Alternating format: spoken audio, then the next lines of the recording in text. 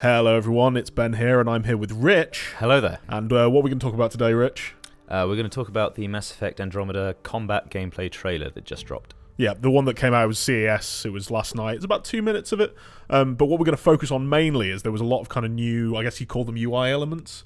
Probably That we saw regarding, especially like how characters work, how they progress through different levels, what kind of skills they can earn, and those sort of things.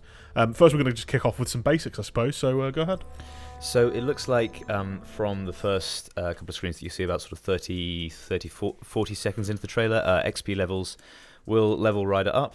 They will give you skill points. Fairly standard stuff, really. Yeah, it's not exactly controversial.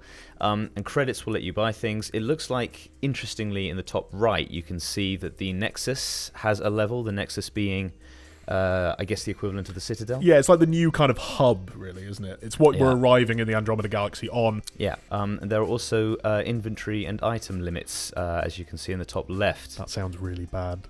Yeah. I hate that stuff. That stuff I hate. Slightly arbitrary, sort of like, yeah, and it's like something you can upgrade through the game, and it's just like you always want it to be bigger. And then, of course, kind of on the same menu, there's some stuff about the squad mates who obviously have like their own skills. Looks like they have a separate level track so that they get skill points separately to you. We see when it changes between focusing on Ryder and focusing on PB, who's the new Asari squad mate, the number of skill points that PB had is a lot higher than Ryder. So it looks like as you use a character more or whatever, they get their own skill points, and you put those into skills for them. Something that was interesting in the menu which you spotted is behind, in the very center of the radial menu, behind some of the text, there's some text which says loyalty missions, and then there's placeholder text underneath it. Yeah, you can't quite see what that's what that actually means, what impact that's going to have, but it's clear that loyalty missions are going to come back again. Yeah, I don't think that's a huge surprise to anybody, but I would guess that maybe there's going to be some kind of track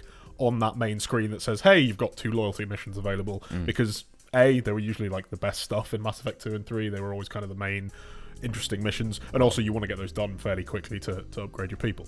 So there's that's some of the basic stuff, but then beyond that, we think we may have worked out, in accordance with there's some Reddit threads about this, there's a big NeoGAF thread about this as well, basically the main skill system for the game. Would that be a fair way of putting it? Yeah. So it looks like there will be both passive and active skills. The active ones are marked by a circle, and the passive ones by a little triangle. They fall across 3 broad categories, which they're used to, which is tech, biotics, and combat.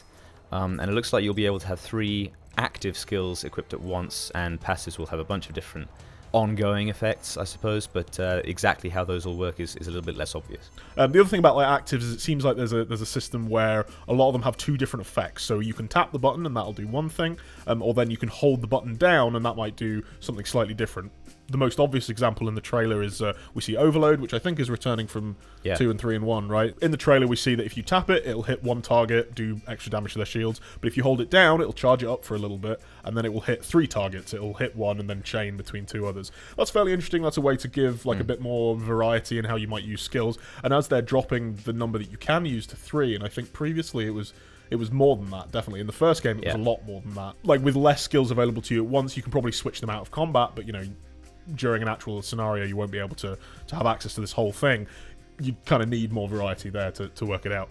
There's also some mention of combos, which are coming back, of course. Yeah, so the combo system in Mass Effect 3, broadly how it worked is you would use a particular ability to prime an enemy, and then you could call in another ability to detonate an enemy that had been primed, and then the combination of the 2 powers had a bunch of extra effects depending on which skill you had used to prime an enemy. So if you primed an enemy using a cryo skill, you could detonate it, and the cryo detonation would have its own particular effect, which would vary from an electric effect or whatever. So it looks like that's coming back in some form. I personally didn't use much of the priming sort of. Well, it was a little system. Unclear, right, in the original games, and it seems like in this maybe they're making it a bit clearer with some of the text. What about upgrading skills? How's that working this time around? Well, it looks like it's going to broadly work the same as it used to in 3, in that you'll have 6 ranks across an active skill at least, and each will cost more skill points as you go. And the final 3 ranks, as opposed to the first 3, are just sort of a straight progression, and then the final 3 you'll have a choice at each stage. Yeah, it's like, do you want more damage? Yeah. A bit of extra range, something like that. And I like that system. I found that, broadly speaking, each choice in the final 3 ranks of the chain was meaningful and had a real impact on my playstyle. And that seems to be returning here, like, based on what we see from the flamethrower. You can kind of either, there's some kind of straight damage buffs, but then it's like, would you like more range on it? Would you like it to decrease the amount of damage that enemies do to you while they're on fire? And that sort of thing. I think, again, that's the kind of thing that we do need to see, especially if we're more limited in the number of active skills we can use. There needs to be a lot of choice within those skills in what we're doing. Yeah. So that's kind of like, that's one half of the system, but then we've got these profiles, and this is where it's very different, I think. So as you rank a skill up, it seems like it unlocks different profiles. Profiles have the same names as the classes that we saw in the original game, except there's one extra called the Explorer. Yeah. You equip a profile, and that buffs, say, as a soldier, it buffs your gun damage. That's shown on the screen when they're looking at the profiles. If you're an engineer, that boosts your tech skills, and it looks like you can go between those. Now, there is a tweet from one of the Mass Effect producers that says it's not as obvious as it may seem from the video, but so far that's what we worked out. So what else do we think might be happening with that? The theory on this is that rather than picking a class to actually start the game, you'll unlock profiles and their upgrades through the skill choices that you make as you go. So if you, for instance, pick a bunch of tech skills, you'll unlock the engineer class, and you'll start to improve it and to upgrade the engineer class as you upgrade those skills. So rather than be defined throughout the game as like you're always a soldier, you're always an elf, and you can't change out or whatever, you'll be able. This is sort of a more organic system that almost, you create your own class according to your playstyle and the skills that you choose. Yeah, and the profiles themselves have ranks. We can also see that on the screen at various points. So it's like, okay, do you want to be a really good soldier, or do you want to be some kind of jack of all trades? There's kind of, there's a lot of questions surrounding that, and again, it sounds like those guys are going to be answering some of those questions as we go towards launch, which of course is only like 3 months away now, which is extremely exciting. So let's talk about some of the things that we don't know that maybe aren't completely clear, and we'll both do a little bit of speculating. There's quite a lot. There's quite a reasonable amount of that. Yeah.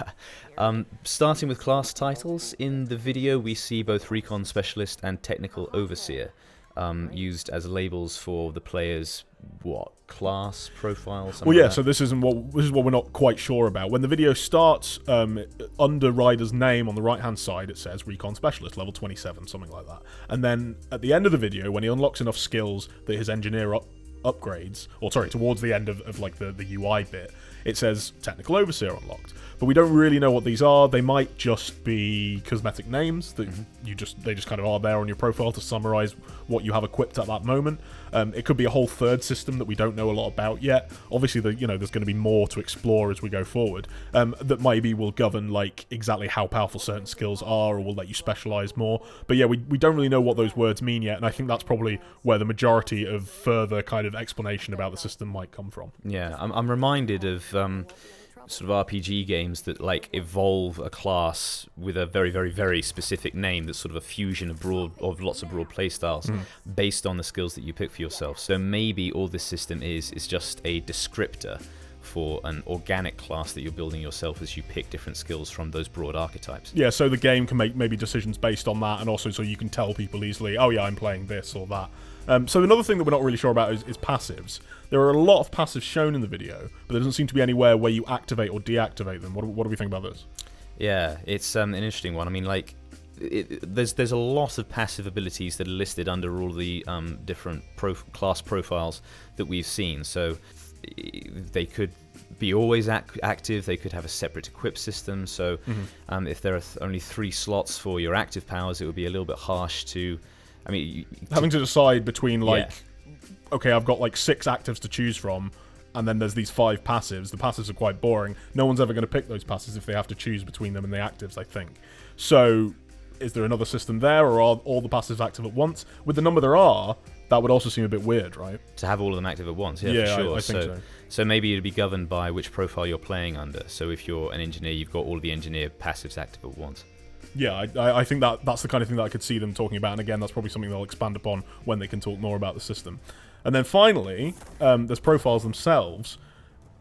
We see them switching between, like, soldier goes towards engineer in the video, but we don't really know exactly if there's any limit on that, whether there's a cost or anything. How do you see that one maybe playing out? Yeah, it's an interesting one because if you're expected to, if you want to sort of max a particular profile by the end of the game, then the question is, do you have to play that profile for the end of the game? Can you only max 1 or 2? Or are you expected to switch between several and only sort of level a bunch of them up halfway? So like, how much choice is there, right? Like, do you end up just doing all of them anyway? I would expect maybe not. But then if you decide to focus, does that mean you've pretty much locked yourself in, which ends up with fairly similar problems to what you would get from a normal RPG system? Yeah, I would imagine that they'll leave sort of a fair amount of potential for investing more points in a class for a New Game Plus system, right? Because this is something that Mass Effect has always done, and they like to incentivize players to replay a game. If they can get the balance right, I think it's a really good idea, actually, this move to sort of mixing between different profiles all at once. Because even though I've played both Mass Effect 2 and 3 more than once each, I think I've completed 3 like 3 times, I still haven't played as a Vanguard or an Engineer. And that leaves a lot of skills and a lot of playstyles for me yet to explore. So if they can get the balance right, I'm sure there will always be another reason to go back and play, but you'll also be able to pick skills from a bunch of different classes if this mixing system works out, which should be a lot of fun. Yeah, so we'll hopefully know more about this soon. Like I said, there's been some tweets saying, yeah, we're going to explain more, don't worry. And it being EA and it being Mass Effect, I would expect quite a lot of info to start coming out over the next couple of months. There was like 1,000 trailers for, I remember Mass Effect 2 particularly, had like 2 trailers per character or something silly like that. So I hope you enjoyed. If you've got any questions or comments, do let us know down below. And please subscribe for more of the same. Take care.